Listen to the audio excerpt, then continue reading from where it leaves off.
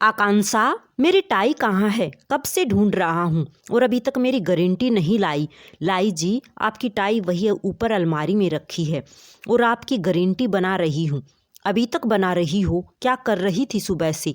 जल्दी ऊपर आकर मेरी टाई निकालो, पता नहीं कहाँ रखी है। बहू बेटा, मेरी चाय कहाँ है? आज बिना चाय के अखबार पढ़ना पड़ेगा क्या? अभी लाई पिताजी। यह है हमारी आकांक्षा, जिसका घर रोज सुबह सुबह किसी लड़ाई के मैदान से कम नहीं होता। देवती जी, आकांक्षा की सास की तबीयत जब से ज़्यादा खराब रहने लगी, तब से घर की सारी जिम्मेदारियां आकांक्षा के ऊपर आ गई।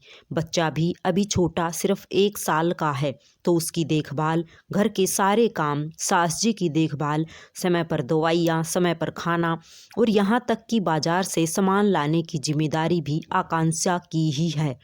बहू, दूध का बर्तन देना जरा, तो दूध वाला आया है, मैं ले लेती हूँ। अरे माँ, आप क्यों उठकर आई? मैं जा ही रही थी ना लेने। आप चलिए कमरे में आराम करिए, मैं ले लूँगी। देवती जी को रसोई में आया देख आकांक्षा ने कहा, सास हार्ट पेशेंट है और अभी कुछ दिन पहले ही उन्हें हार्ट अटैक आया था, तो डॉक्टर ने ज़्यादा से ज़्यादा आराम करने के लिए कहा है।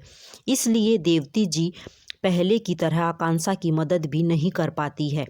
आकांक्षा जब देव से शादी करके आई तो देवती जी से हमेशा डरी डरी रहती थी, लेकिन देवती जी के हंसमुख और सौम्य स्वभाव के कारण आकांक्षा का सास के प्रति डर खत्म हो गया और उसकी जगह प्रेम और मित्रता ने ले ली। आकांक्षा और देवती जी सास बहू कम और सहेलियां ज़्यादा लगती थी। माँ, आप बस राज को थोड़ी देर संभाल लीजिए, मैं सब देख लूँगी। आकांक्षा ने बच्चा देवती जी को देते हुए कहा और फिर भाग भाग कर सारे काम खत्म किए। देव आकांक्षा का पति ऑफिस, पिताजी टहलने और अपने मित्रों से मिलने चले गई।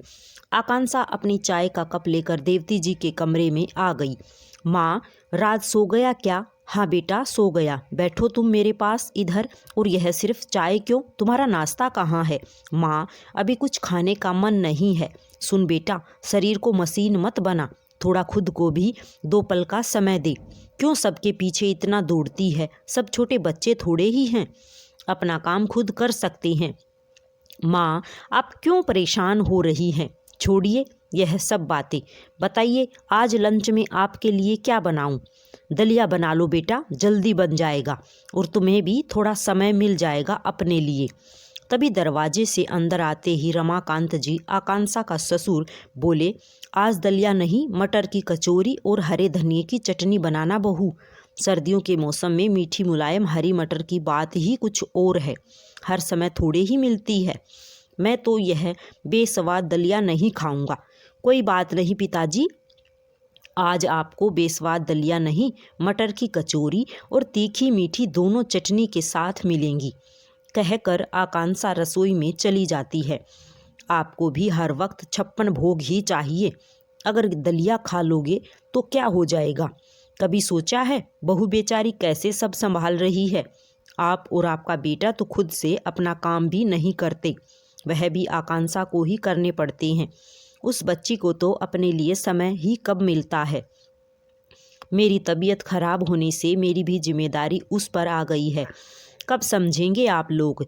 देवती जी रमाकांत जी से बात कर रही थी कि उन्हें अचानक किसी के गुस्से में चीखने की आवाज़ आई।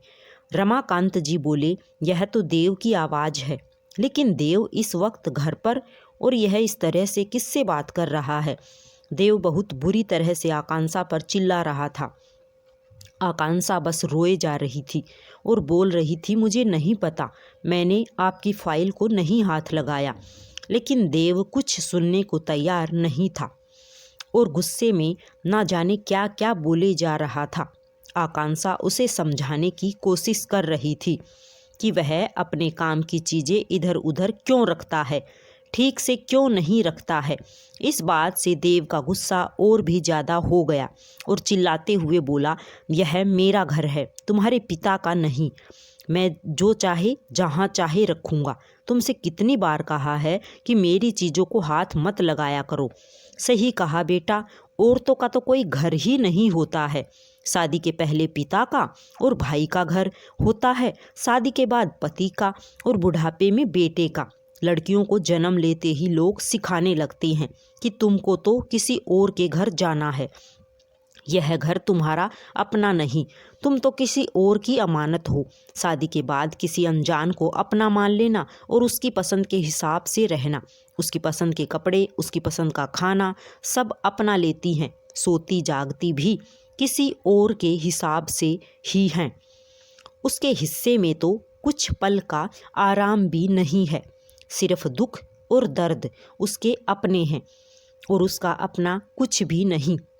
यहाँ तक कि जिस घर के लिए वह दिन रात नहीं देखती, अपने आप को भूल जाती है, उसे एक दिन यह सुनने को मिले कि यह तुम्हारा घर नहीं, तो समझ से तो हम औरतों को कुछ भी नहीं करना चाहिए।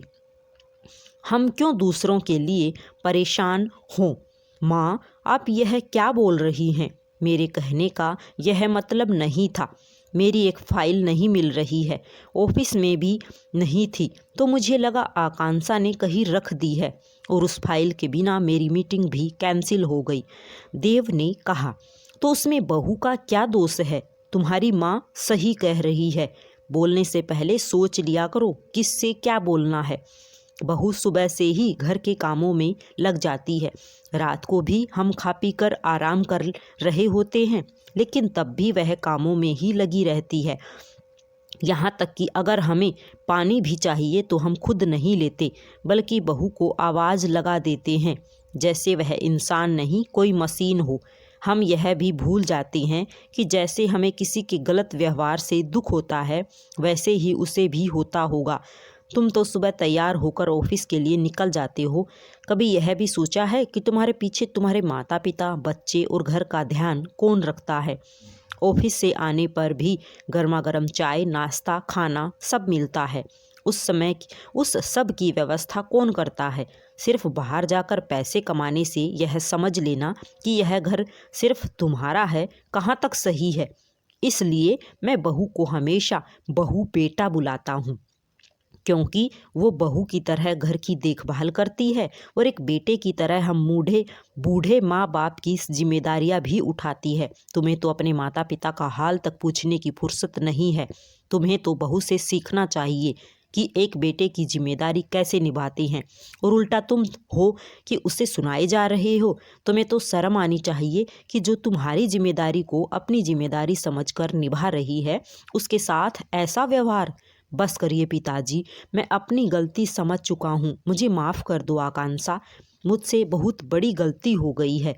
आगे से ऐसा कुछ नहीं होगा जिससे तुम्हें तकलीफ़ हो। अब से मैं भी जितना हो सके तुम्हारी मदद करूँगा, और इसकी शुरुआत आज से ही होगी, बल्कि अभी से ही होगी। आप सब लोग के लिए मैं अभी गर्मा गर्म अदरक वाली चाय बनाकर लाता हूँ। यह सुनकर आकांक्षा भी मुस्कुराने लगी। हर लड़की को ऐसे सास ससुर मिले। राधे राधे सभी को जय श्री कृष्णा।